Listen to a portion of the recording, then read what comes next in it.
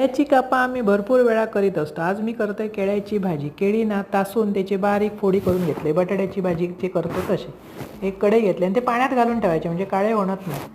त्याच्यात हिंग मोहरी फोडणीत घातले, उभी चिरून मिरची, बारीक चिरून कांदो व्यवस्थित परतून झाला की जरा हळद ती परतून घ्यायची आणि मग फोडी केलेली असत ना केळ्याच्यो त्यो घालायच्यो. केळ्याच्यो फोडी पाण्यात ठेवलास तर अजिबात काळे पडणार नाही, नाहीतर रापेतात.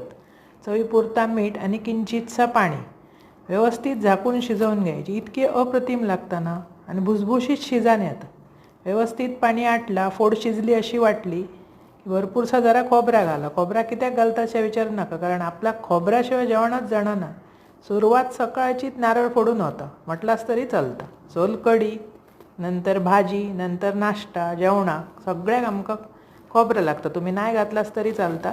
वरसून घाला कोथिंबीर. अशी करा, खावा. आवडल्यास पटकन चॅनल सबस्क्राईब करा.